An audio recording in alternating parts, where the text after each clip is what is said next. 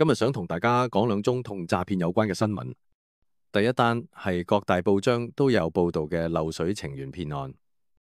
騙徒冒認事主嘅鄰居，透過短信投訴有漏水或者有噪音問題，希望事主回覆短信作進一步嘅商討。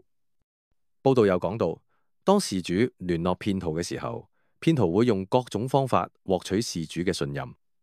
包括有意思同受害人喺感情上面發展。佢哋希望獲得嘅係受害人個人嘅資料，又或者係引導受害人點擊一啲不明嘅連結，借此去獲得受害者嘅個人資料。其實呢一啲白撞嘅信息經常會以唔同嘅版本出現，通常都係白撞完之後就話同受害人好好傾，希望埋到受害人身啊。喺4月尾都有相類似白撞呃人嘅信息曝光。上次就係用優惠價去兌換人民幣，而今次用嘅係樓上樓下漏水。今次條橋，相信一般香港人都唔容易會中計，因為一般香港人都同佢自己鄰居唔係太熟，唔好講話有佢電話號碼。好多人住咗同一個單位10年以上，連隔離個人姓乜都未必知。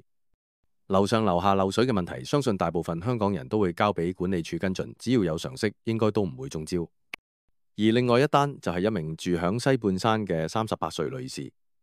聲稱響網上旋轉拍賣平台出售電動牙刷嘅時候，俾一名聲稱係買家嘅騙徒話要經由網上銀行過數，發送一條連結俾事主，而個連結入邊有一啲保障買家嘅字眼，受害人一時睇漏眼，信以為真，就入咗佢銀行資料同埋一次性密碼，結果就俾騙徒喺戶口度轉走咗80萬。